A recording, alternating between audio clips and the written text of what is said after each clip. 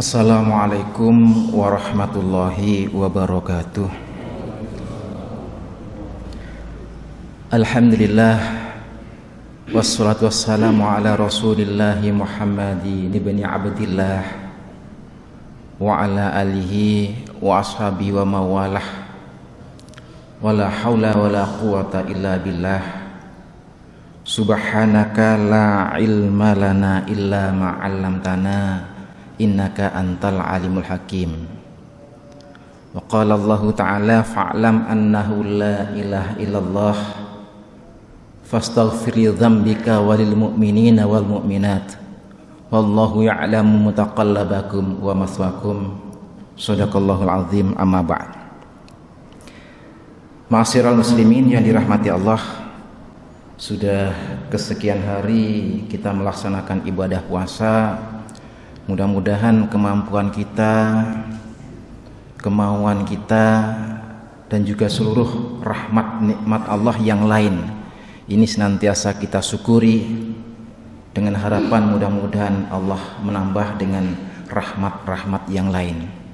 Sholawat serta salam mudah-mudahan tersampaikan kepada baginda Rasulullah Sallallahu Alaihi Wasallam, Nabi yang senantiasa kita ikuti suri tauladannya, karena hanya satu dalam keyakinan kita, keselamatan itu hanya bisa dicapai ketika kita ini mengikuti jejak Rasulullah Sallallahu Alaihi Wasallam.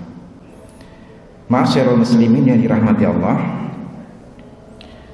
ketika menjelang bulan puasa, maka ada satu tradisi, kebiasaan yang dilaksanakan oleh sebagian besar kaum muslimin di negara kita. Biasanya itu dimulai dengan kerja bakti, resik-resik kuburan. Kemudian ada yang dimulai pula dengan langsung kegiatan nyekar, yaitu tabur bunga di kuburan. Ini bukan saja pada bulan puasa, biasanya dilakukan pada Jumat Legi atau nanti menjelang hari raya ya. Hal ini selalu dilaksanakan.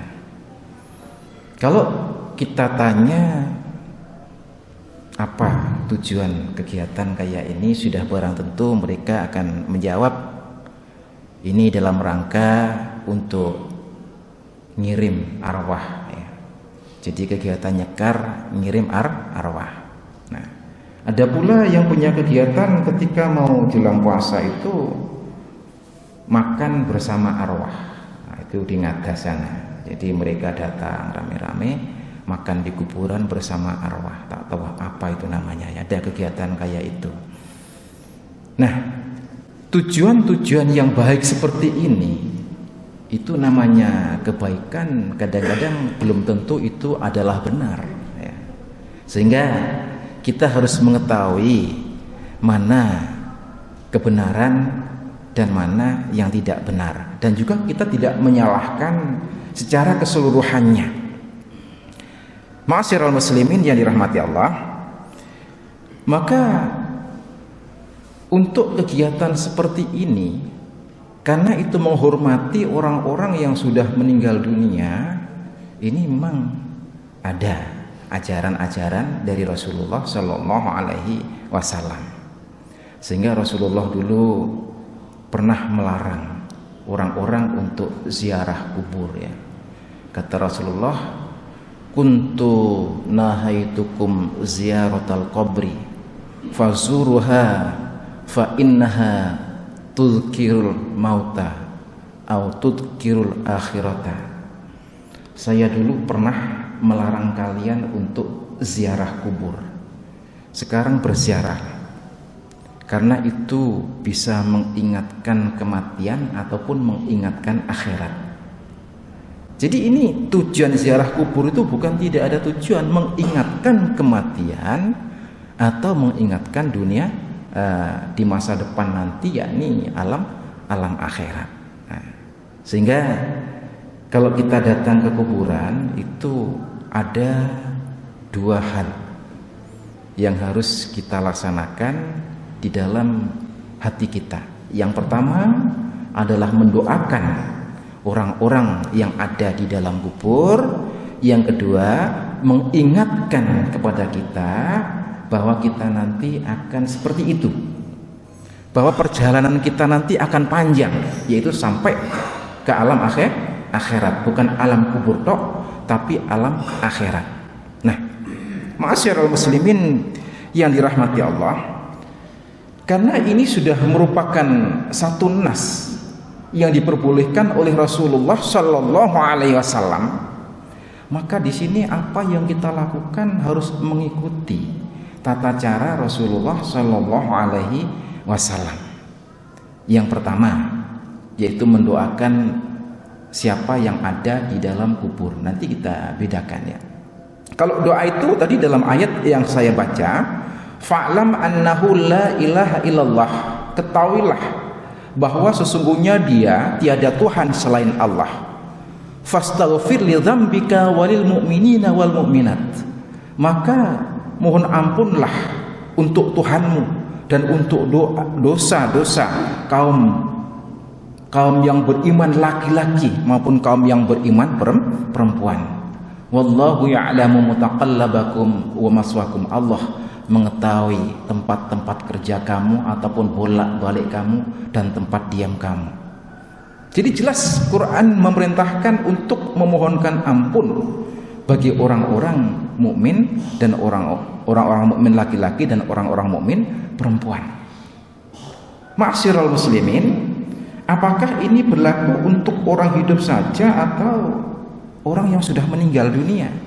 Maka di ayat lain itu juga dijelaskan, alladzina ja'u min ba'dihim yaquluna rabbana ighfir lana wa li ikhwanina alladzina sabaquna bil iman, yaitu orang-orang yang datang sesudah mereka mengucapkan rabbana ighfir lana, ya Allah ampunilah dosa-dosa kami, wa li ikhwanina alladzina sabaquna bil iman, dan dosa saudara-saudara kami, teman-teman kami yang mendahului kami dalam keadaan iman. Artinya untuk memohonkan ampun itu bukan saja orang yang masih hidup saja, tapi orang yang sudah meninggal dunia. Berdasarkan ayat ini juga harus kita memohonkan ampun. Sehingga Rasulullah Shallallahu Alaihi Wasallam ketika ke Baqi, dia mengucapkan Allahumma fir li ahlil Baqi, ya Allah ampunilah dosa ahli kubur yang menempati Baqi ini. Allahumma fir li hayatina wa amwatina, ya Allah ampunilah dosa-dosa orang yang masih hidup dan orang yang sudah mati, tentunya dari golongan Rasulullah Shallallahu Alaihi Wasallam. Nah, ada satu perbedaan sedikit. Kita memohonkan ampun itu memang atas dasar contoh Rasulullah Shallallahu Alaihi Wasallam dengan kita mentransfer pahala. Nah, kata Pak Ajang ini sering disampaikan masalah mentransfer pahala. Kalau memohonkan ampun itu sesuai dengan doa memang. Dan nanti hak prerogatif yang menerima doa itu adalah Allah Subhanahu wa taala. Pada suatu hari begini, di malam hari itu Rasulullah datang ke makam Baqi. Kemudian Aisyah itu mengguntit dari belakang. Nah, setelah Rasulullah kembali, Aisyah bertanya, ya Rasulullah, apakah yang Rasulullah ucapkan kepada mereka? Maka Rasulullah menjawab, Assalamualaikum ya ahlad diyari minal mu'minina wal muslimin, wa inna insyaallahu bikum lahikun, wa nas'alullaha lana wa lakumul afiyah. Kata Rasulullah demikian, selamat kesejahteraan atas kalian semuanya, kaum yang beriman dan kaum yang Islam. Dan insya Allah kami akan menyusul kalian. Kami mohon untuk saya, untuk kami dan untuk kalian agar Allah memberikan kesejahteraan. Ini doa Rasulullah Sallallahu Alaihi Wasallam dalam hadis Bukhari. Ma'asyiral muslimin yang dirahmati Allah, Jadi permohonan ampun ini memang ada contohnya ya. Lain kalau kita ini cuma sekedar baca Fatihah, baca Quran keseluruhannya, kemudian hadiahnya apa, pahala dari bacaan itu kita hadiahkan kepada mereka, ini lain ceritanya. Kenapa kok lain? Begini, biarpun ini ada dua versi, mohon maaf ya, baca Fatihah ataupun lain-lain daripada Quran, menurut sebagian besar ulama Syafi'iyah, mereka mengatakan wa amma qiraatul Quran fala yasilu thawabuha ilal mayyit. Ini bisa dilihat di kitab Al-Adhkarun Nawawi ataupun bisa dilihat di catatan kaki kitab Al-Um tentang masalah jenazah ya. Dan adapun bacaan Al-Quran menurut jumhur ulama Syafi'iyah, ini Syafi'iyah saja bukan yang lain ya, fala yasilu thawabuha ilal mayyit, maka tidak sampai pahalanya itu kepada mayit. Nah, ini masalah bacaan Quran. Nah, tapi kalau istighfar, insya Allah itu karena merupakan doa, tinggal Allah terima doa itu atau tidak. Tapi kalau sudah ayat Quran yang dikirimkan, ini salah alamat, ya, salah alamat. Karena ini yang biasa diperbanyak oleh sebagian besar umat kita ataupun saudara-saudara kita adalah mengirimkan pahala Al-Quran kepada mayit. Nah, ada yang mengatakan ini bisa sampai, katanya bisa sampainya begini, ketika mereka sudah membaca Quran, sudah membaca tahlil, sudah membaca macam-macam bacaan kalimat thayyibah ya, kemudian di akhir doa kita, di akhir doa mereka itu dia ikuti Allahumma yasil sawaba ma qara'nahu minal Qur'an wa tahlili wa tahmidi ila ruhi, misalnya ya. Ya Allah, sampaikan pahala bacaan saya daripada Al-Quran, daripada bacaan tahlil, daripada bacaan tahmid dan lain sebagainya, ila ruhi fulan bin fulan dan fulanah misalnya ya. Maka Al-Quran menjawab dengan tegas di dalam surah An-Najm, wa allaisa lil insani illa ma sa'a. Dan bukankah bagi manusia itu pahala atau dosa berdasarkan apa yang dia kerjakan? Nah, masyarakat muslimin yang dirahmati Allah, maka rahasia di balik ini itu adalah rahasia keadilan Allah Subhanahu wa ta'ala agar manusia itu tetap berusaha di dalam kebaikan-kebaikan selama hidup mereka. Sebab kalau ini berlaku, pahala dari orang lain itu bisa terlimpahkan kepada orang yang sudah mati, maka keadilan Allah tidak akan berlaku. Kita berikan contoh saja, seorang bupati yang kaya raya misalnya ya, dengan seorang yang miskin betul ya, dimakan hari-hari aja mencari itu, kadang-kadang masih kurang, tapi dia betul-betul mendekatkan diri pada Allah Subhanahu wa ta'ala. Seorang bupati karena dengan kekayaannya yang luar biasa, mereka itu meringankan, wis ora apa-apa, masih aku ora cedek nang Gusti Allah, enggak njok ngapura, mula aku mati dunya sakmene kae tak ngundang wong sak kabupaten tahlil kabeh misal. Saya mohon maaf ya, ini bukan masalah perbedaan enggak, tapi memberikan keyakinan kepada kita bahwa di sebalik ayat itu menunjukkan keadilan Allah Subhanahu wa ta'ala. Sebaliknya, orang yang miskin tadi itu karena sudah dekat kepada Allah Subhanahu wa ta'ala, ya dia itu dapat pahala hanya dari diri sendiri berdasarkan keyakinan. Sedangkan yang gak dekat kepada Allah karena kekayaan mereka itu merasa dapat pahala daripada orang banyak, karena dengan kekayaan mereka mampu untuk mengundang siapapun, mengundang ulama siapapun. Apakah Allah adil seperti ini? Inilah satu rahasia yang ada di sebalik wa allaisa lil insani illa ma sa'a wa anna sa'yahu sawfa yura.